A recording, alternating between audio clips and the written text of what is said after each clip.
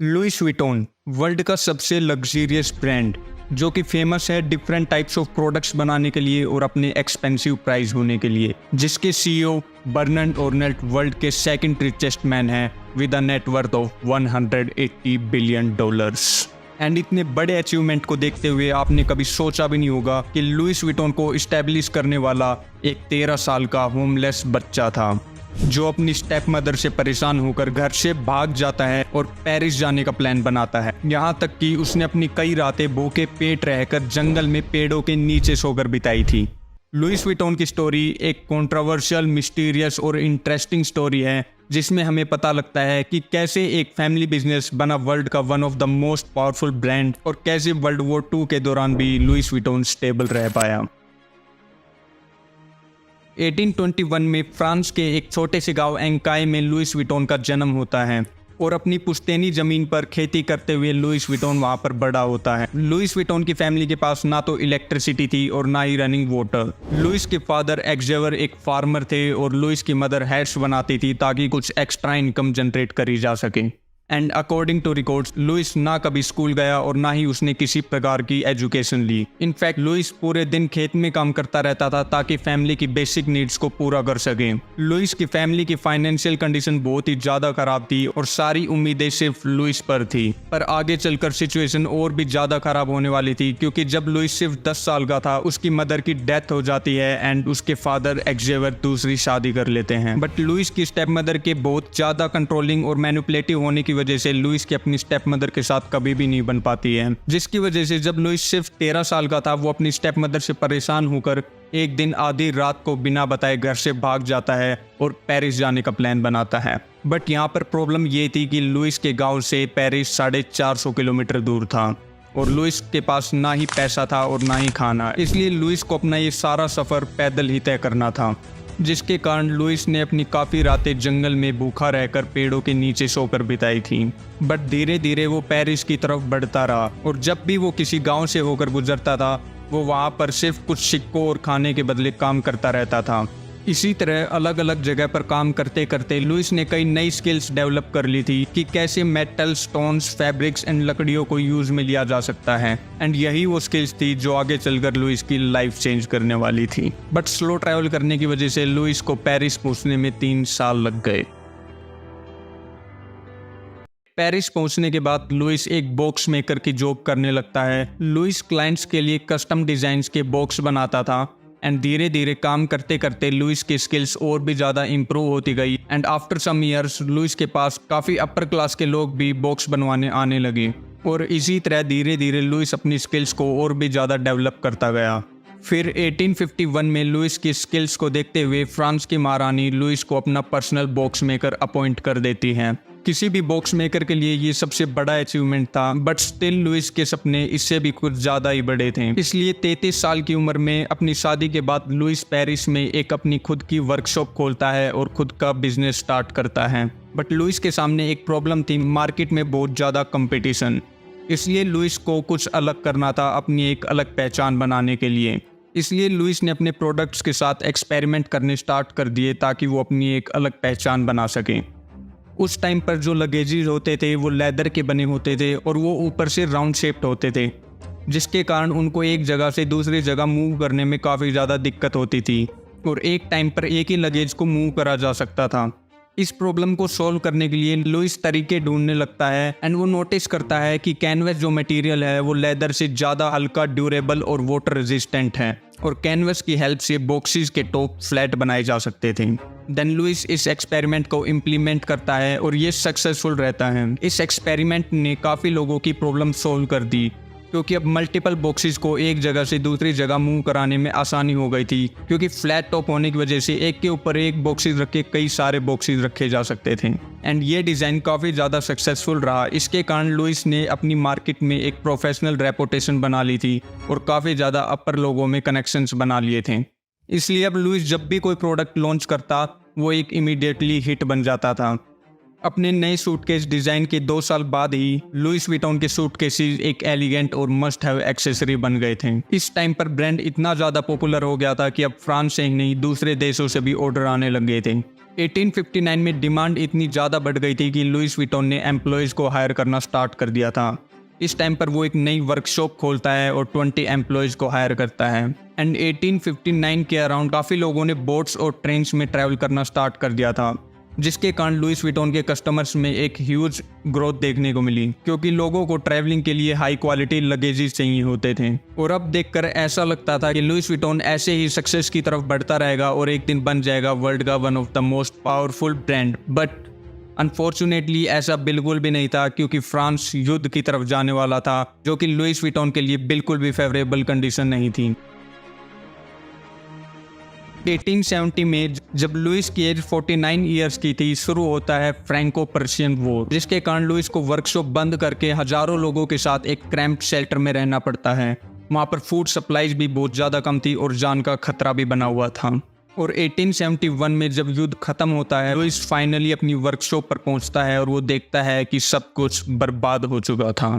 खिड़कियां टूटी हुई थी और सारे इक्विपमेंट्स चोरी हो चुके थे। उसने अब तक जो कुछ भी कमाया था वो सब कुछ खो दिया था। स्टिल लुइस विटॉन हार नहीं मानता है और एक बार फिर से बिजनेस को स्टार्ट करने की सोचता है। वॉर की वजह से जो डिस्टर्बेंस हुई थी, उसकी वजह से काफी शॉप्स चीप रेंट पर अवेलेबल थी। इस अपॉर्चुनिटी का फायदा उठाते हुए लुइस अपनी शॉप पेरिस की एक वेल्दी लोकेशन पर खोलता है, और ये लोकेशन एकदम परफेक्ट लोकेशन थी, क्योंकि लुइस विटॉन की शॉप अब रेलवे स्टेशन और द ग्रैंड होटल के बिल्कुल पास थी, जिसके कारण अब ट्रैवलर्स को ज़्यादा दूर नहीं जाना होता था लुइस विटॉन के प्रोडक्ट्स खरीदने के लिए। 1872 में लुइस मार्केट में एक नया डिज़ाइन लाता है, जो कि ग्रेइश और ब्राउनिश कलर के कैनवस का बना होता है, और ये डिज़ाइन बड़े स्केल पर पॉपुलर हो जाता है। काफ़ी ब्रांड्स ने इस डिज़ाइन को कॉपी करने की भी ट्राई करी, बट वो अनसक्सेसफुल रहे, क्योंकि लुइस विटॉन के प्रोडक्ट्स की क्वालिटी काफ़ी ज़्यादा हाई थी। इसलिए लोग सिर्फ ओरिजिनल लुइस विटॉन के प्रोडक्ट्स को ही प्रेफर करते थे। एंड अगले 20 सालों तक लुइस पेरिस में ही अपनी वर्कशॉप पर काम करता रहता है। And at the age of 70 years Louis की डेथ हो जाती है। लुइस की डेथ के बाद लुइस विटॉन की लेगेसी को आगे बढ़ाने का काम करता है लुइस का बेटा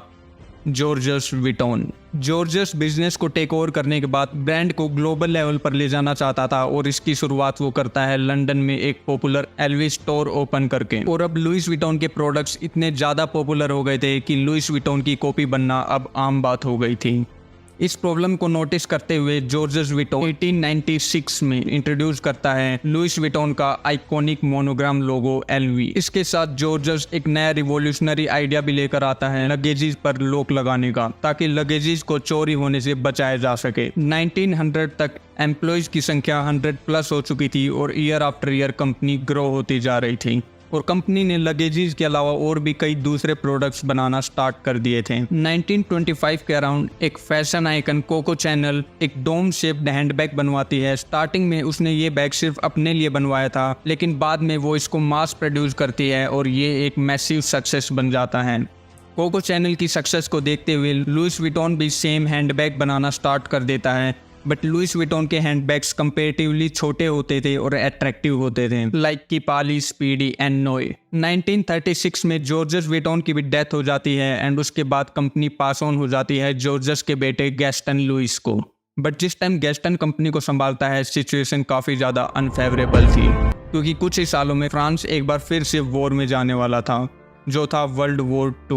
वॉर के टाइम सभी कॉन्ट्रैक्ट्स कैंसिल हो जाते हैं और गैस्टन को मजबूरी में लुइस विटॉन की फैक्ट्री को शट डाउन करना पड़ता है। अब गैस्टन के पास कंपनी को बचाने का एकमात्र तरीका था, जो कि था नाज़ीज़ जर्मनी के साथ हाथ मिलाना, जिसका साफ मतलब था देश के साथ गद्दारी करना। स्टेफनी बोनविंसी नाम की एक ऑथर ने अपनी book Louis Vuitton a French saga में बताया कि हिस्टोरिक डॉक्यूमेंट्स को काफ़ी ज़्यादा खंगालने के बाद उनको पता चला कि लुइस विटॉन ने द होटल डू पार्क, जहाँ पर नाजी रेजिमेंट का ऑफिस था, उसके ठीक सामने एक glamorous ground floor shop open कर रखी थी, जिसका साफ मतलब था कि गैस्टन ने नाजीज के साथ हाथ मिला लिया था। क्योंकि उस टाइम पर जिन भी ब्रांड्स ने नाजीज के साथ कोऑपरेट करने से मना कर दिया था, उन सभी ब्रांड्स को शट डाउन करा दिया गया था, और सिर्फ लुइस विटॉन और कोको चैनल ही ऐसे दो ब्रांड थे जो अपना बिजनेस रन कर रहे थे।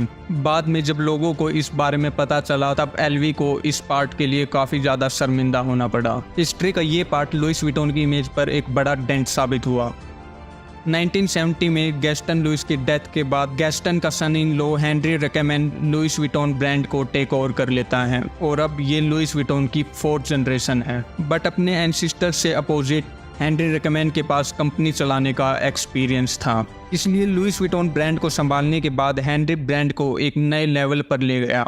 हेनरी ने लुइस विटॉन को फैमिली ओन बिजनेस से मैसिव कॉर्पोरेशन बनाने के लिए कंपनी में मेजर चेंजेस करने स्टार्ट कर दिए। हेनरी ने एलवी के बिजनेस मॉडल को होलसेल से रिटेल में स्विच कर दिया एंड 1978 में हेनरी ने एलवी को अदर कंट्रीज में एक्सपेंड करना स्टार्ट कर दिया और अगले 6 सालों तक एक्सपेंड करता ही गया। और इन 6 सालों के अंदर लुइस विटॉन की सेल्स $20 मिलियन से $260 मिलियन तक पहुंच गई। और इसके बाद 1984 में हेनरी ने कंपनी को पब्लिक कर दिया और Louis Vuitton 1 million share sell कर देता है और उस टाइम पर हर एक शेयर की वैल्यू थी $63.3। हेनरी ने इस अमाउंट ऑफ कैश को ग्लोबली एक्सपेंड करने में यूज करा और दुनिया भर में लुइस विटॉन के स्टोर्स खोलता गया, जिसकी वजह से 1987 में एलवी की सेल्स $1 बिलियन तक पहुंच गई।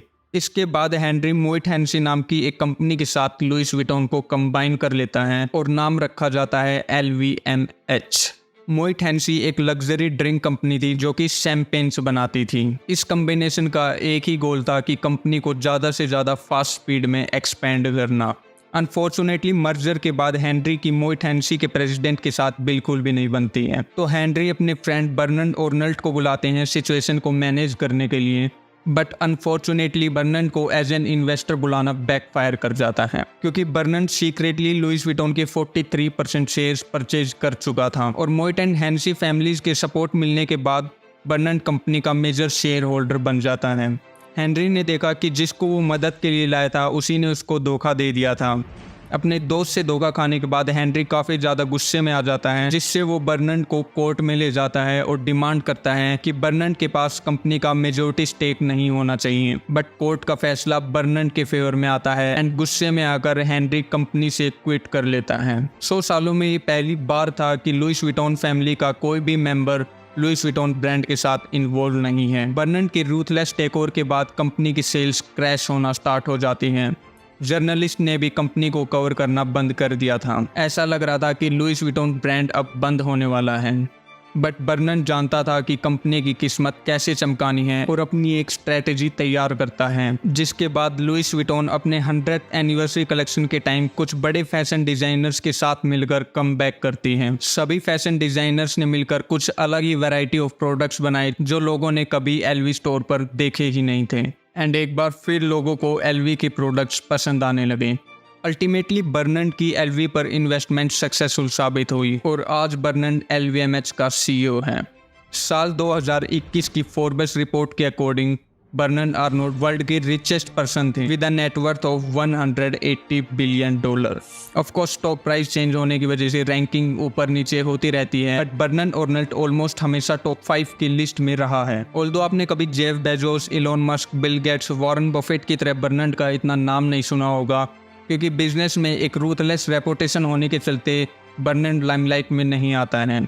ऑल्सो बर्नार्ड को वोल्फ ऑफ द कश्मीरी भी बुलाया जाता है। बर्नार्ड ने इसी तरह 70 डिफरेंट ब्रांड्स को टेक ओवर कर लिया और LVMH में मिला लिया। LVMH अकेली कंपनी कई लग्जरी ब्रांड्स को ओन करती हैं और ये सब स्टार्ट हुआ था एक 13 साल के बच्चे से।